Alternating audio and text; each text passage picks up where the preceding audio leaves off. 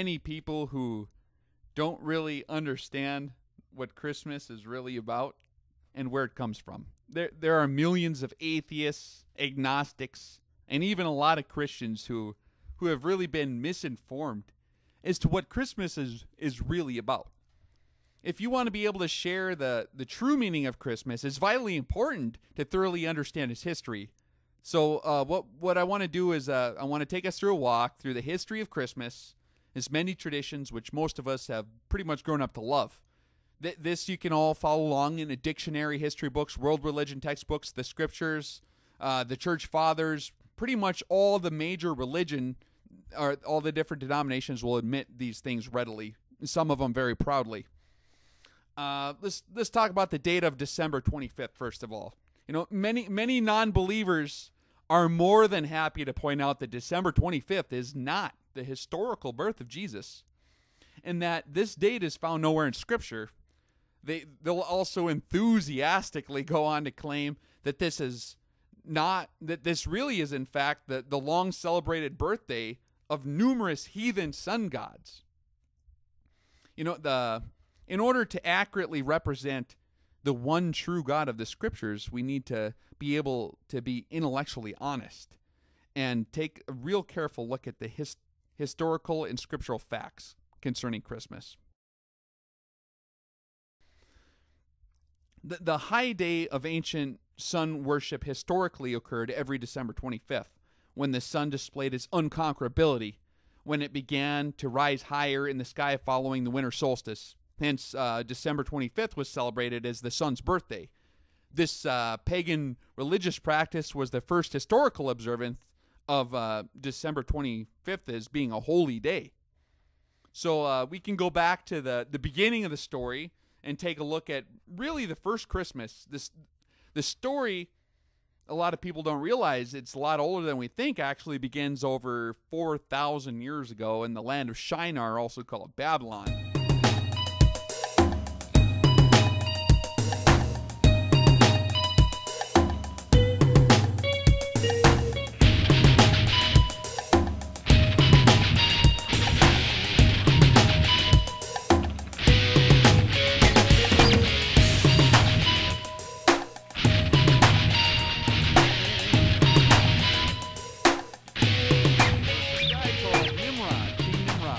According to the book of Genesis, he was the great-grandson of Noah and was the king of Shinar, Babylon. He is depicted in the Bible as both being a man of power and a mighty hunter. He also appears in numerous legends and folktales outside the Bible as well. It was King Nimrod who led the first world revolt against God after the flood, when he established the Babylonian world tyranny and constructed the infamous Tower of Babel. You know, Nimrod actually married his own mother, whose name was Semiramis. Nimrod's birthday was December 25th, the same day considered by pagans to be the birth of the sun. Nimrod was pretty much adored by his people as a god. Considered by many historians to have been the first sun god upon which all the other sun god legends were based upon, this Nimrod story. After God destroyed the Tower of Babel, Nimrod was, according to a lot of legends, was killed by Noah's son Shem, and his body was castrated and his parts were spread all across the land of Shinar. After Nimrod's death, his widowed mother-wife, so-called Semiramis, she claimed that she had become impregnated by the rays of the sun. And later, that next December 25th, baby Tammuz was born. Baby Tammuz is in the scriptures a lot of places too. They're worshiping baby Tammuz, weeping for baby Tammuz, and God didn't like that too much. As you know, he was born again as the reincarnated sun god of Nimrod. Semiramis also claimed that a full-grown evergreen tree sprang overnight from a dead stump, which symbolized the re-erection of the new penis of Nimrod, or in other words, the springing forth of new life. You know, on each anniversary of his birth, every December 25th, Nimrod would visit the evergreen tree and leave gifts upon it. that's where a lot of the Yule log comes from that they'd throw in the fire, and then the next day it would be re-erected as the full tree, and the serpent was wrapped around it. That's where that comes from, that story of Nimrod. In Egypt, after God confounded the languages at the Tower of Babel, the story of Nimrod, Semiramis, and baby Tammuz was spread across the earth in over 70 languages. In Egypt, Horus, the son of Isis, the Egyptian title for the Queen of Heaven, was born at this very same time of December 25th. In accordance with the story of Nimrod, ancient Egyptians used to bring trees into their homes for their winter solstice festivals, in which children placed gifts at the bottom, and Sirius, the dog star, really a representation of Anubis, was placed at the top of the tree. The Egyptians even dipped balls in gold and silver. They'd cut testicles off animals or sacrifices, and they'd hang them from their trees. It represented the testicles of their sun god Ra, like a fertility kind of deal. One of the early roots of the modern Christmas character Santa Claus was actually the god Molech, or Chemosh. Every December 25th on the ancient calendar, this is recorded in the Bible too, a public child mass or sacrifice was held. The head priest would stoke this iron image of the enthroned Molech with wood and burning pitch, and they'd turn it into this giant glowing red furnace. And then the people, they'd take and make a long list of the desires that they wanted, and they'd recite them to their god of prosperity, just before they put their infant children into the red-hot lap of the glowing red god. And he was wearing a Phrygian cap, too, just like Santa Claus, that Phrygian cap. That was one of the caps on the statues that they had there, too. A very interesting similarity. That's actually the roots of the Santa Claus character. Kind of sick, the priests would interpret revelations through the screaming of the burning babies. So they'd get these revelations from their god through the screams of these babies. Kind of sick. In Rome, there was the largest pagan religion which fostered sun worship in the Greek and Roman worlds at this time was the cult of Mithraism.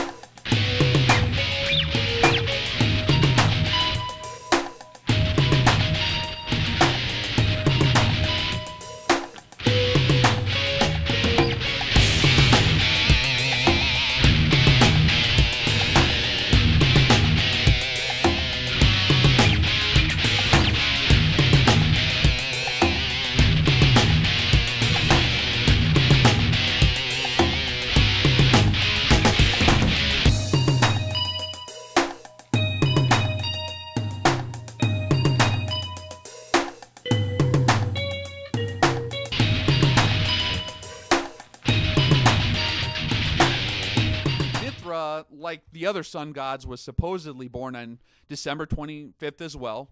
They called it the nativity of the sun. The Romans separated this winter holiday into several different parts.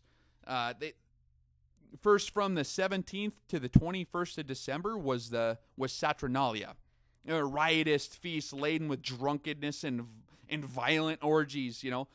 Second, on the 22nd, they had the second feast, which was Sigillaria, or they called it the Feast of Dolls, when a fair was held, and dolls and other toys, mostly of earthenware, were given to children.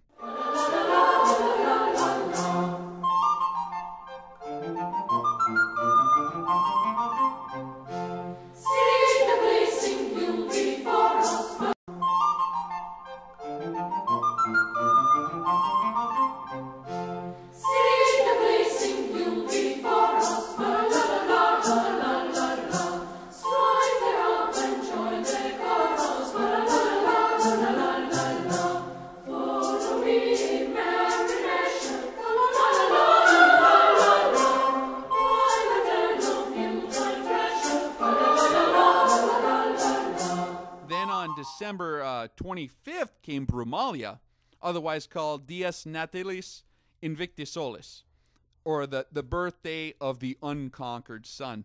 This is when the days begin to lengthen after the solstice. So you see there's interchange of presents. That it all rings very true of what kind of we see today. There's numerous winter solstice practices involving gift giving, riotous drinking, decorated trees. The child sacrifice rituals are practiced throughout pagan Europe. From tree decorated in Germany to Thor pulling the magical sleigh across the sky in Scandinavia. Most of the Christmas traditions we are familiar with today share these same roots with King Nimrod, really, is where it all started. Then around 2,000 years ago, the world was changed forever. The one in which Moses spoke of, the Son of the living God, the Messiah, he was born in the town of Bethlehem in the land of Israel. Interestingly, this new Messiah was the only one whose date of birth was uniquely separate from all the other pagan messiahs before him. Most historical and scriptural evidence suggests that he was actually born during the Feast of Sukkot, or the Feast of Tabernacles, when the Word was made flesh and tabernacled, or in the Greek, dwelt among us. That actually puts the birth of the Jewish Messiah, commonly known as Jesus of Nazareth, in the month of Tishri, which would be September-ish, totally separate from the December 25th sun god birth dates. The apostles in the early Christian church, they abstained from adulterating themselves against their God by participating in these ancient Babylonian sun god festivities. In their scriptures, their God had clearly warned them that doing such actions, in his name especially, were really an abomination to him. Look up the word abomination.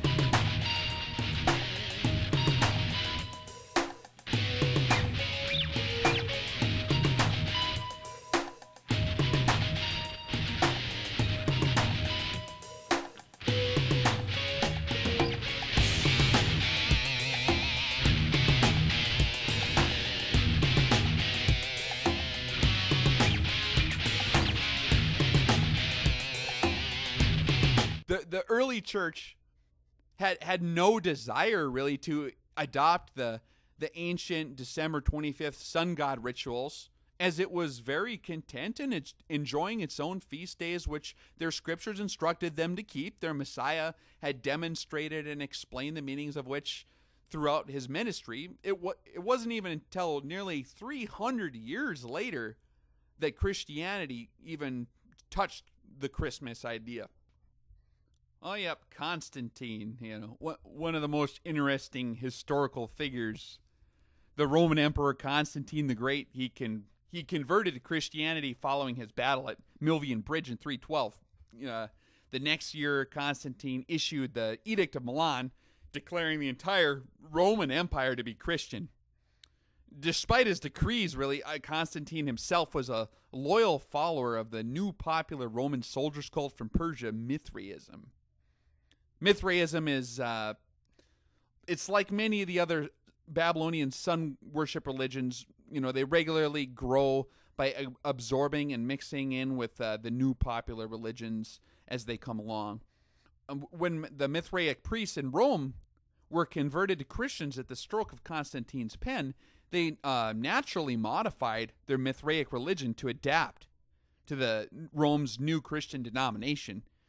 Many of the old Roman gods were just given like new Christian names, although a majority of the Mithraic religious practices and traditions actually remained completely intact. Constantine, although he's Christian in name, he was really a follower of Mithra until the day he died. You can find bronze coins inscribed "Sol Invictus Mithra." They're minted by Saint Constantine between the 313 and 326. After his supposed Christian conversion in 312, Saint Constantine later died in 337. Mithra, the god of Mithraism, his birth, as were all the other Babylonian sun gods, was celebrated on December 25th. But with the new Christian denomination for the Roman Empire, the feast of Sol Invictus Mithra was then celebrated in honor of the new Christ. So they just switched it from Mithra to Christ, just the name. The first mention of December 25th is being celebrated as the date of Jesus' birth is found, I think, in early Roman calendars from 336. Judging by Constantine's edicts, he seemed to kind of favor Mithraism more than he seemed to favor the Christian church in a lot of ways. By his laws, he issued a lot of really strict edicts banning all the Hebrew feasts and weekly Sabbaths, which Jesus and his apostles and the early church had all kept. But anyone who went against Constantine's edicts and tried to do any of these things which they sounded Jewish, they suffered greatly, sometimes under penalty of death. Soon thereafter, the removal of the Hebrew scriptures from the hands of the lay people, which the Hebrew scriptures strictly prohibit the practice of paganism in the face of God, especially. Just removing the scriptures helped to quell any opposition to the melding of paganism with Christianity that took place later on. Christmas was celebrated pretty much after that as the birth of Jesus by most of the church for a long time, pretty much until the reintroduction of the scriptures in the native tongues during the Reformation.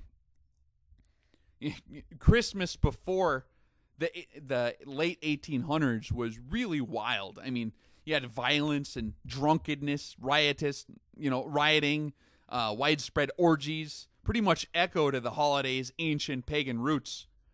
There were even times the midwinter bash got so out of control that Christmas in many cases was totally banned. When Oliver Cromwell and his Puritan forces took over England in 1645, they vowed to rid English of decadence, and as part of their effort, they outlawed Christmas. Later, by popular demand, Charles II was restored to the throne, and with him came the return of the popular holiday. A lot of people are kind of surprised also to learn that Christmas was not a popular holiday in early America.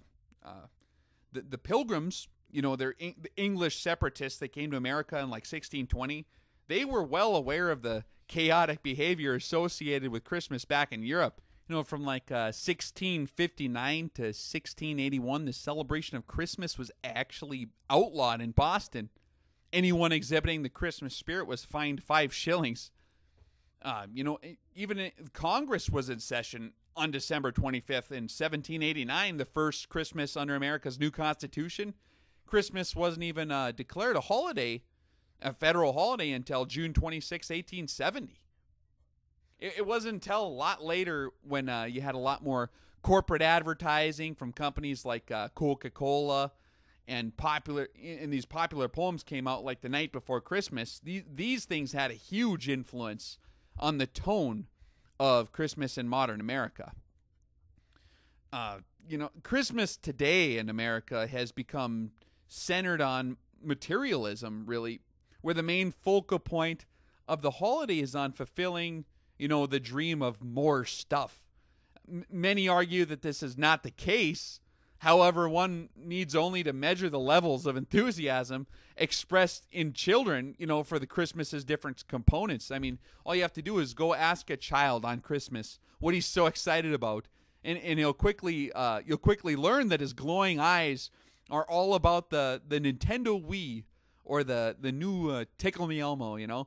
Whatever kids may be trained to say by their parents or pastors, this is the real fruit, the real proof of the pudding, watching their enthusiasm.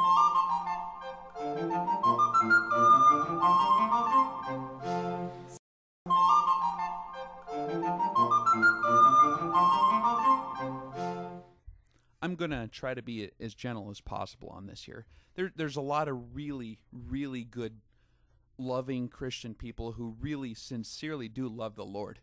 They've never heard of these things. They've never studied the historical origins of these traditions. I don't want to come down too hard on anybody, but now considering the unprecedented falling away from the church and atheism, it is vitally important that we check ourselves. We have to come to grips with the reality of this issue. Continuing to associate our Messiah with these ancient heathen practices and some of these ridiculous fairy tales is only really accelerating this falling away from the church, especially with the youth. This new generation is not investing its heart and soul in what it perceives to be an obsolete fiction that demands their attention. The Christian church today doesn't have the monopoly on our attention that it used to have maybe more than 50 years ago. The church today is competing with a entertainment-saturated type society where these old fairy tales are not going to really cut it anymore. They're going to have to come to grips with and embrace the reality of who Jesus really was, rather than insisting that the lies we inherited from our fathers are somehow true. It is an irrefutable historical fact that Christmas, its date of December 25th, the decorated tree, the majority of its traditions, are a continuation of Nimrod's Babylonian winter solstice sun worship festivals that were later modified to engulf and absorb Christianity into itself. However well-meaning quoting the soundbite that Jesus is the reason for the season may be, that soundbite really has become atheist rocket fuel.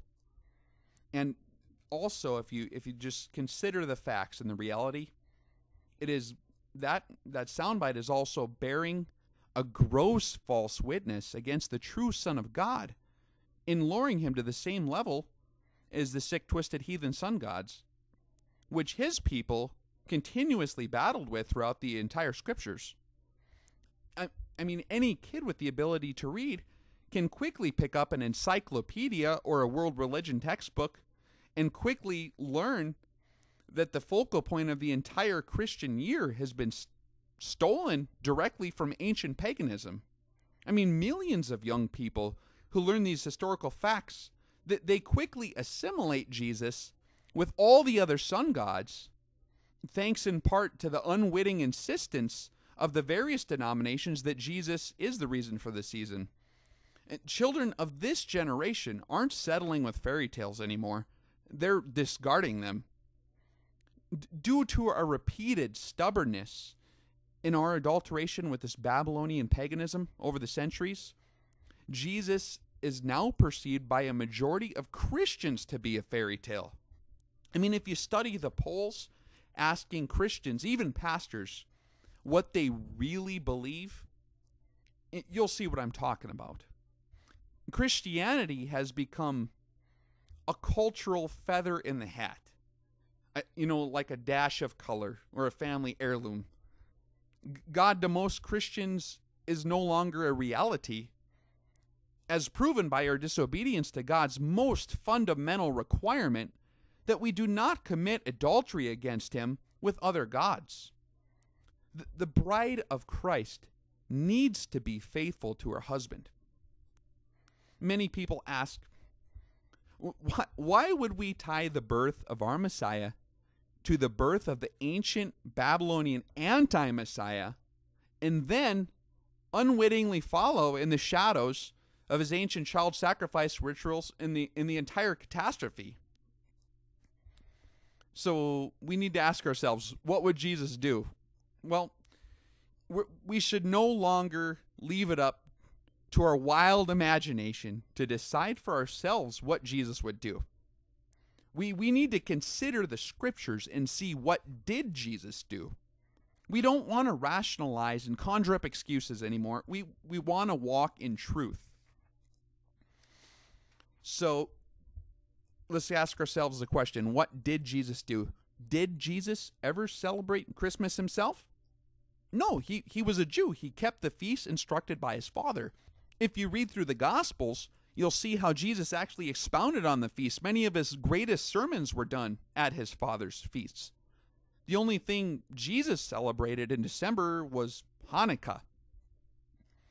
When choosing how to live as Christians, we should follow his example. Jesus celebrated, taught, and lived his Father's feasts. So let's ask ourselves another one.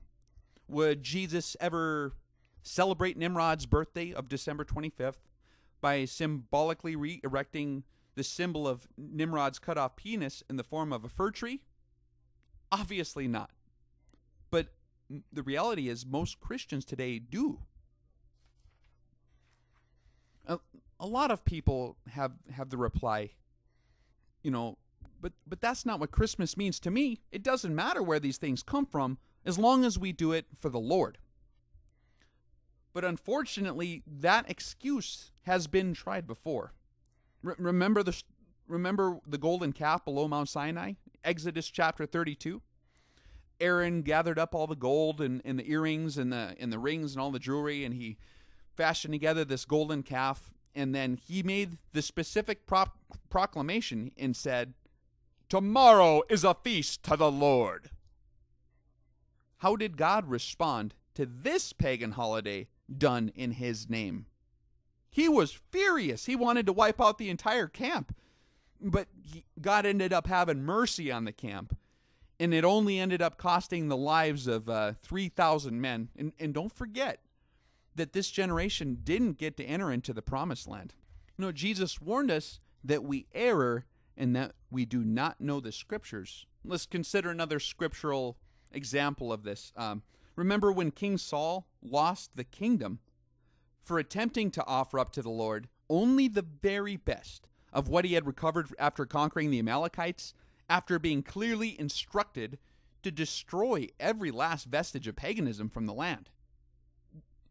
God doesn't appreciate these kinds of offerings.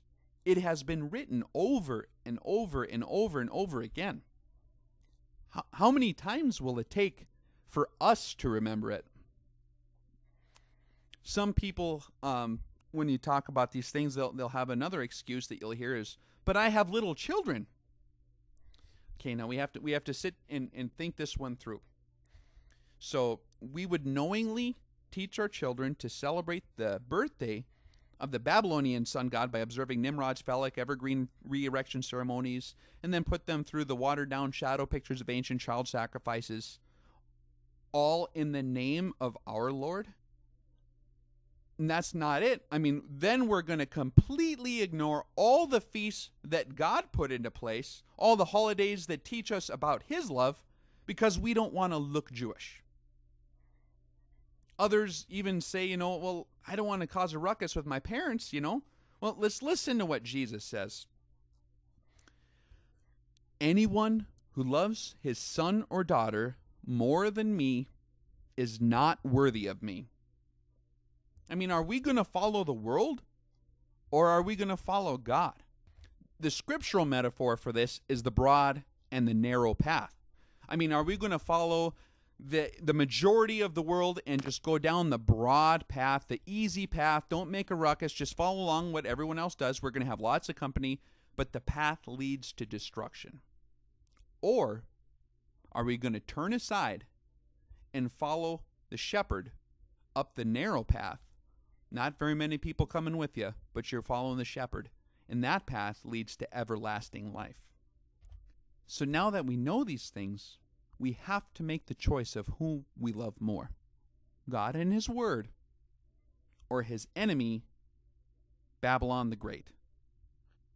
The one in whom we obey is the one in whom we really love. You know, the hard part about delivering this particular message is that after you deliver these facts and people do the research and they find out their history and they ask their pastors if these things are really so, and they come to the same conclusions, they know the reality, but they just can't make it past that blinking pine tree they love so much, and then they turn their back on God. Unfortunately, this is a message that today has to be delivered. There's just too many young people falling away from the faith because they think that their Messiah is a sun god, when He is not a sun god. He is completely and beautifully unique from all the Babylonian anti-messiahs. We don't want to bear false witness against our God anymore. We don't want to commit adultery against our Father anymore. And I am confident that if people just find out who the Messiah really was, rather than cleaving to the lies handed down to us by our forefathers, they're going to find out that that God is much more beautiful.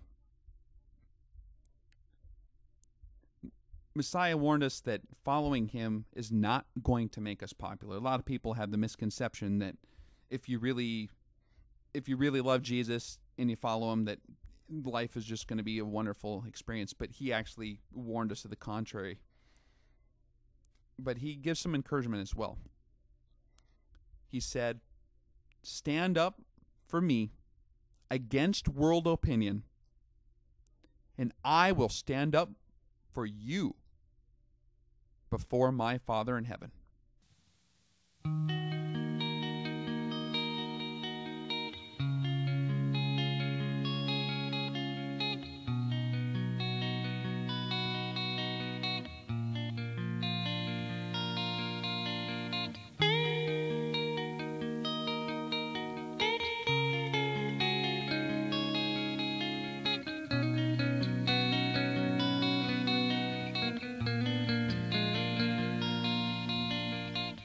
If someone claims, "I know him well," but doesn't keep his commandments, he's obviously a liar. His life doesn't match his words. But the one who keeps God's word is the person in whom we see God's mature love. This is the only way to be sure we are in God. Anyone who claims to be intimate with God ought to live the same kind of life that Jesus lived.